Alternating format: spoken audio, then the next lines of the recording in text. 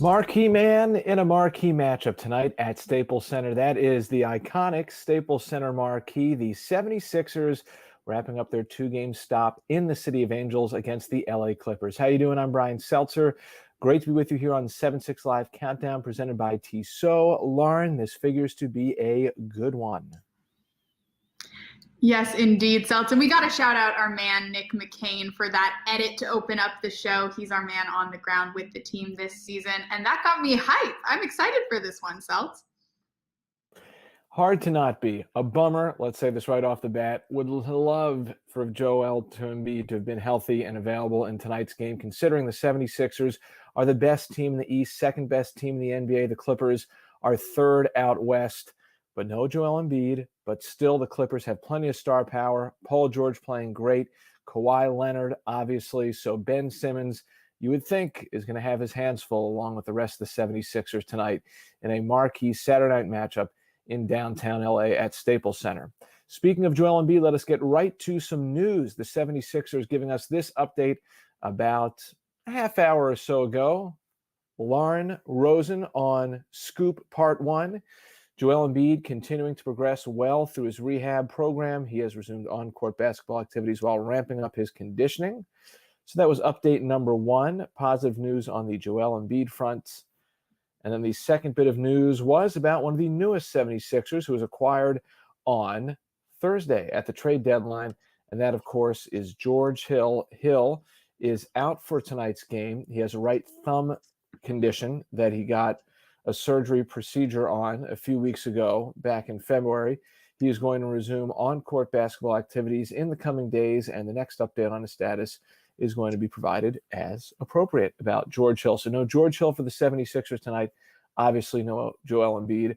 But Lauren, I'm not letting this dampen my enthusiasm one bit. I am very excited to see what this matchup has in store. I'm with you, Seltz. And of course, you wish that you could have Joel Embiid in the fold tonight, but I would imagine I'm not there in person, obviously, but if I were, I think the Sixers would be treating this game as two All-Stars versus two All-Stars. Tobias Harris has been playing like an All-Star all season long, and he will absolutely be relied upon tonight along with Ben Simmons. And the Sixers, of course, perfect so far on this West Coast road trip, which I think if you had told any of the Sixers fans, Sixers staffers out there that they'd be perfect going into this fourth game on the trip, I think that they would take it. Looking for their fourth in a row on the road, fifth in a row total. It's been a good run for the Sixers even without Joel Embiid. So expect tonight's contest to be contentious even without the guy who I think maybe we can all agree would be the best player on the floor. 76ers and the Clippers, two of the three teams in the NBA right now riding four-game winning streaks. They are the longest streaks in the NBA at this moment. The Clippers coming off a two-game series sweep against the San Antonio Spurs. 76ers, a great win on Thursday over the other team in LA.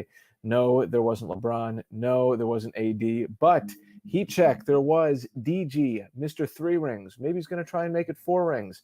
Danny Green, he was the headliner against his old squad on the night he received his championship ring. Yeah, it was a big night, and it was an emotion-filled day, of course, right after the trade deadline. Danny had to go from figuring out where he was going to be, where his teammates were going to be, of course, as is the case with every trade deadline, and then have the emotional high of getting that ring and then having to play through the game. It was a big day for Mr. Danny Green, and he took advantage of it. You see the stat line there, 28 points, 9 of 14 from the field, 8 of 12 from three, 5 rebounds, a block, and 2 steals. He was doing it all on both ends, and the Sixers needed it, Seltz. Without a doubt, he has been so good over the last week. You can just see him on the all-hands team right there, giving the 76ers a possession with his defense and then knocking it down from deep. But just the assuredness he played with, a little finesse touch right there on the floater, and you could tell that he was hyped up, he was pumped, he was ready to go, and he was vital to the 76ers when they needed some firepower. Yeah, no doubt. This one meant a lot to him. It showed. He didn't let the moment get the best of him, though, as we come to expect with a veteran like Danny. It was an emotion-filled day, but he was able to dial right in and do a absolutely fantastic job against his former team. If you were scrolling through on Thursday as the 3 p.m. Eastern trade deadline approached, His name was someone who you probably came across on your timeline. And I think to what you said, Lauren, this was just professionalism all over the place about the way Green came out and played on Thursday, tuned out the noise, played with a joy and a spirit, helped set the tone for the rest of his team, and his contributions were just huge. I mean, let's retrace the games on this road trip so far. Let's actually go back before that, the game against Sacramento last Saturday when the Sixers were coming off the loss to the Bucks. It was Green who got the Sixers off to a quick start. He had a terrific overtime with 2 clutch threes against the Knicks on Sunday. Then against the Warriors, he had a go-ahead 3 at 93-92 that put the Sixers in front for good.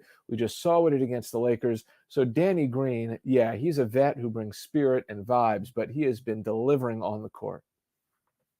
For sure, on both ends. I don't know if we talk enough about his defense, which has really been solid this year. We've seen him rise to the occasion when the team needs it, despite the fact that he's a little later on in his career, and he continues to bring it on both ends of the floor every night. It's been a pleasure to watch Danny on and off the floor. We obviously saw him make a big contribution to UNC basketball last week. He's been really doing it all for the team, for the community, and it's been a pleasure to watch. Doing it all from outside the arc. A look at that shooting percentage since the All-Star break. Just tremendous stuff for Danny Green. He's playing like he's having a good time. He spoke about his mindset after the dub on Thursday versus the Lakers. As you get older, you find that that's the most important, to bring the fun and the purity back to the game. Obviously, there's a lot of dirty things that happens with the political side, the business side of it.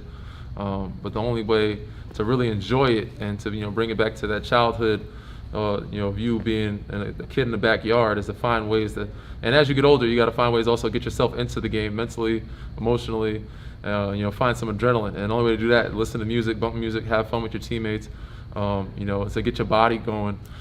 So that's the most important, is that as you get older, of staying mentally, ready, mentally loose. And and the more fun you have, for some reason, I think there has to be some kind of type of study for it. But for some reason, I think when teams are having fun, they play, their best, and they have a better chemistry, and things kind of operate in a selfless way to where guys are sharing the ball, the system is working, and everybody's having a good time, but we're playing our better basketball. Even if we were losing these games, I'm still proud of my guys, and I do like the way that we're operating with each other, trusting each other, and communicating with each other, and having fun while we're out there. So it's a big part of it, and I think it's a big reason why we've been successful as of late. Easier said than done, however, Lauren Rosen. Just think about your own life. If you're having a tough day, dealing with some adversity, not the easiest thing to always put a smile on the face and go out there and perform. Danny Green backs up the talk with the way he walks. I think it's pretty impressive. It is for sure, and it's a lot of pressure in a regular season, even more pressure in a season like this, where these guys aren't allowed to spend as much time with their family, with their friends. When they go on the road, it's much more challenging to have those traditional outlets and see your support systems. Plus, the games are closer together this year. It's a really condensed, really demanding schedule. So any guy that's bringing it the way that Danny is on and off the floor, I think deserves a little extra credit in a season like this, and we're seeing it from across the roster for sure. The roster has been doing some awesome stuff. Look at this, 8-1 since the All-Star break. That's the best in the NBA. Most wins, highest winning percentage. There's no team that's still undefeated since the All-Star break. So the Sixers doing this, and I know that we probably sound like a broken record, but it bears repeating. They're doing this with Joel Embiid having played only 20 minutes since the break. They're doing this while winning on the road. Ultra impressive. They're checking the teams off the boxes when they face them. And I just think it speaks, Lauren, to Doc Rivers very much pushing a lot of the right buttons for this team so far. Like Daryl Morey said, he really hasn't missed. He's done a good job of maximizing every player on the roster throughout the year, because the way that he's maximizing these players without Joel Embiid, especially a guy like Paul Reed, and of course we saw it with Tony Bradley, is different from how you need to maximize guys like that when Joel is in the fold. So I absolutely agree with what Daryl Morey had to say about Doc Rivers. For those of you unsure about what we're referencing, Daryl rather said of Doc that he's doing a good job of making sure that every player on the roster is playing their best basketball. And I really do think that we're seeing that over and over, night in, night out, and the stats will back it up. Something else that was big from the game against the Lakers, Lauren, Seth Curry, great to see him back for the first time in 4 games. And right off the bat, it seemed like he had some bounce to him. He sure did. Didn't skip a beat. And of course, Seth had to come back from that absence due to COVID. So he's had an up and down experience since joining this team and still manages to make impactful performances on a regular basis. It was cool to see him step back into the lineup on a high note, especially understanding the adversity he's already had to face over the last couple months. Really good to see him look as good as he did against the Lakers. And listen, this is something that we're just going to have to keep on monitoring, not just with Seth Curry, but guys around the league, where Seth isn't alone. Coming back from the COVID absence, even though symptoms are obviously clear and they've gone away, there's some lingering effects, it sounds like, based on what guys have said, where it just hasn't seemed to them. This is based on what we've read from other players in addition to Seth, like they're all together there and their normal selves. But he really did look like Seth Curry in the game against the Lakers. If you are just joining us, we had some updates right off the top. Joel Embiid is beginning to progress towards basketball-related activities, so that is good news. No George Hill. He is out tonight. He is on the mend from right thumb surgery that he had in the beginning of February, and as you see right there, he's expected to get back on the floor in the days ahead. But Seth Curry was one to speak about how the 76ers have come together in the absence of Joel Embiid, and they're still winning. Everybody's playing confident basketball with first and foremost playing good defense as a team. I mean, that's pretty much there every night for us on the defensive end, and offensively, everybody's involved, and we got obviously Tobias leading the way for us, playing consistent every single night, and other guys are doing their jobs and filling in their role as the season goes along. So we knew Coach harped on us early coming back from the All-Star break that we knew guys would be out. We didn't know it would be Joel for this long, but we knew different guys would be out certain periods with the amount of games that we have, and everybody's still coming in every day, feel like we should win no matter who's on the floor. Indeed they are. Doc Rivers, we have not yet mentioned, Lauren, the return of Doc Rivers, well, not to Staples Center, he did that the other night, but playing the Clippers as a visiting head coach for the first time since leaving the organization last year. Yeah, and he obviously made a major impact for this Clippers organization. We were just on our Zoom with Doc Rivers, and of course, a lot of LA media joined that Zoom tonight to talk about the impact that Doc made while he was in LA, what's happened since. And it was cool to hear the way that other reporters talk to him, the way that they sort of attribute a lot of the Clippers' current standing and the respect that they've garnered around the league over the last few years to Doc Rivers and the system that he created. And a big part of this, as we take a look at Doc right there, was helping pull the Clippers out of the whole Donald Sterling mess. And this was something that after Doc was hired, I went back and tried to read a little bit more about. And I didn't remember, I'm not sure how many people out there do as well, that Doc kind of became the de facto everything omnipresent person for the Clippers in the aftermath of Donald Sterling being ousted. He ran the basketball team. He set the tone and was pretty much the morale barometer for the business side. He was involved in doing things on the business side, just really literally keeping not just a basketball team together in the heart of a playoff run. They played, I think it was Golden State in an opening round series that year, but he literally kept the fabric of the organization together through all that time. And then, yes, after that, the Clippers began to become more and more respectable, more and more of a destination. And I don't think anyone would say that Paul George or Kawhi Leonard end up with the Clippers necessarily if Doc Rivers had not been there at that point in time. I mean, yeah, he sort of plucked the Clippers out of, I don't want to say obscurity. There are only 30 teams in this league, but they weren't super relevant in late season, postseason play. And now all of a sudden the Clippers are one of the most respected teams out there. So it is cool to see the impact that he left on that organization, the respect that he has from people in that market, of course. And now it should be no surprise that he's been as successful as he's been with these 76ers, especially when you consider what he went through, as you alluded to, during his tenure with the Clippers. Doc talking about this game after the last game against the Lakers. You know, obviously, I coached there and know a lot of the players, though half of those are gone, with each trade deadline. So, but it would be nice, my stint with the Clippers, I really believe helped change that franchise, and when you hear that name now, you don't think bad things, you think good things. That was one of my goals, and the other goal was to win a title. So I was 1 for 2. I really do think, Lauren, even now still, looking back on the events of this offseason, shocked that Doc did not end up back with the Clippers. And to the 76ers' credit, they swooped right in, and 72 hours later, they had themselves a new head coach. The search was over. Well, I remember hearing the language surrounding Doc's hire. They didn't really expect him to come on the market. And as soon as he did, this was a group of executives that knew he was the guy to go after. And it's all history from there. It's been a really good experience by all accounts for the folks in the front office, for the players, and for the city, who have really embraced Doc Rivers as one of their own, especially in recent weeks. It's been really cool to see the way that Doc has acclimated to his new team and how happy everybody is to be working under him.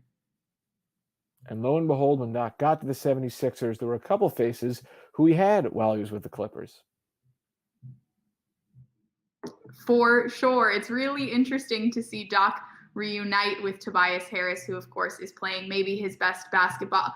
I think we can say his best basketball in his career, and probably just beating out the basketball he played under Doc in LA. It's been awesome to see them embrace one another. There's clearly a ton of mutual respect there. I remember Seltz during training camp, Doc saying that Tobias is sort of his whisperer. Tobias does a little bit of translation in terms of catching his teammates up to speed with some new language, some new vibes from a new coach. And it's been cool to see them bond. And then, of course, Mike Scott as well has had a good relationship with Doc since their days together in LA. Tobias and Mike, of course, traded together in the same deal. But yeah, it's been awesome to see the way that Doc has embraced his players, new and old. Mike Scott, a guy who the 76ers counting on at that stretch four position. He's a guy who's been trying to get back into rhythm this year.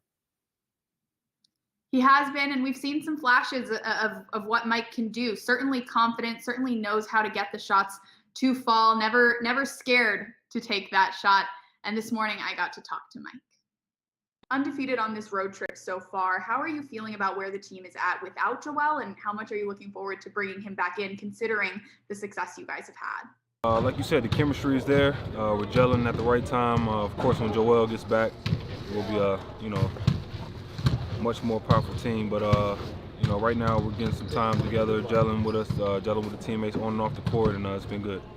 Last but not least, as a vet on this team, what's it been like to see Shake, Matisse, and Furkan grow into really essential roles for this team this year, considering that you've watched the majority, if not all, of their careers?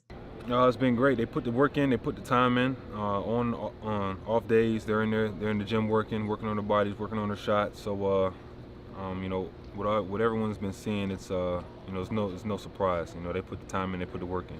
Mike Scott, thanks so much.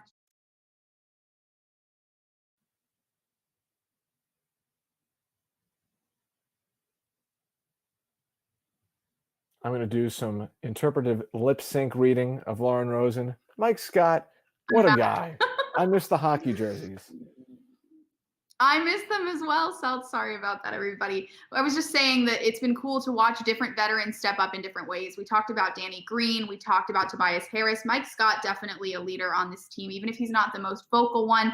His younger teammates, like Shake, like Matisse, like to talk about the way that Mike is able to be a positive influence in their lives as part of this team. And it's been cool to see now Mike with the team for a couple years, those guys growing up with the team now as well. Really cool to see how this team has taken shape, and great to have Mike around. I think, Lauren, at this stage of the season, no one would be surprised if in the middle of July, it sounds like a far way off, but that's the timeline that we're looking at for this distinct NBA season. I don't think anyone would be surprised to see these two teams meeting up again after their 2-game regular season series in the NBA Finals, based on how things have gone so far. Sixers #1 in the East, Clippers #3 in the West. They've been playing really well. There's a look at some of the teams they've beaten on this current winning streak. They just added Rajon Rondo, dealing Lou Williams to the Atlanta Hawks. So, listen, we know what the Clippers are all about. Ever since they got Paul George and Kawhi Leonard, they are loaded, and the expectation is to not just go for, but win a title.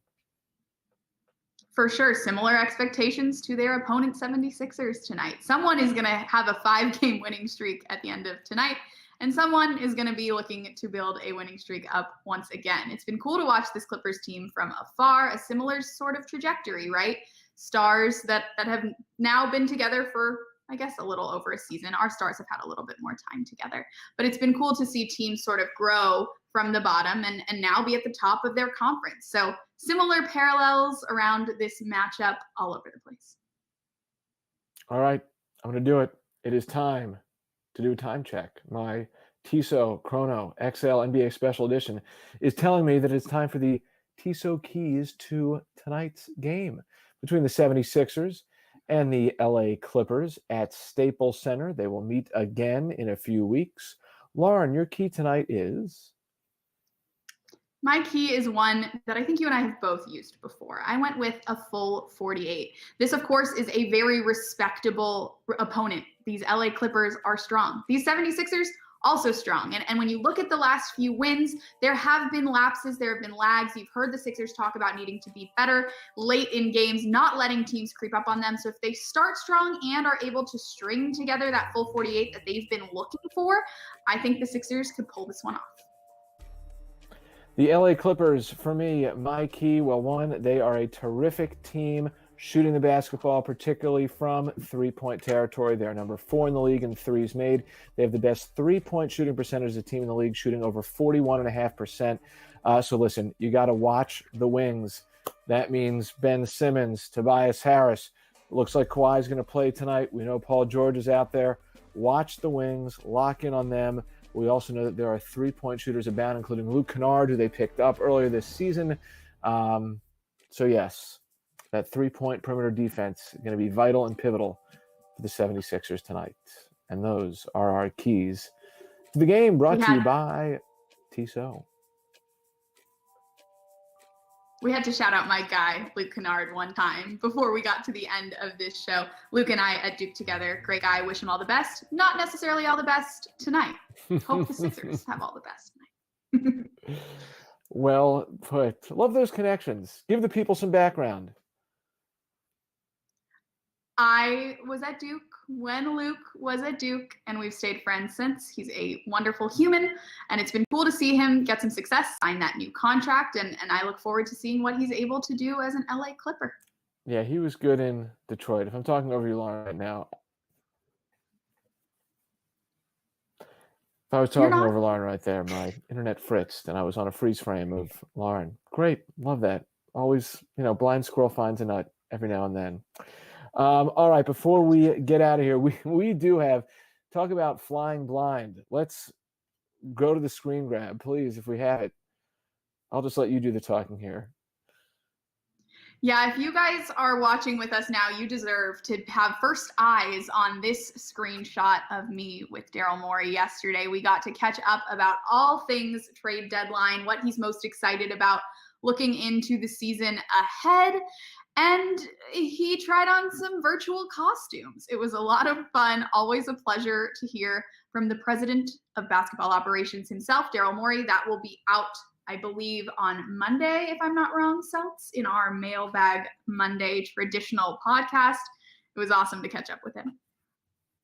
Yes, Daryl Morey taking your voicemails, responding to your DMs, sticker responses. So that should be fun on Monday. Look for it in the morning while you drink your coffee at the latest lunch. All right. I can't wait to listen to that one. Thank you, Ryan Coletti and Trevor Gaffney. Lauren, enjoy the game tonight. Thank you, Seltz. I'm going to have some extra caffeine, and I'm going to be at it. And hey, for everyone watching on Eastern time or perhaps farther back, this is it, the final 10 o'clock game of the season. Yes, we have made it almost. Enjoy this one tonight. It should be fun.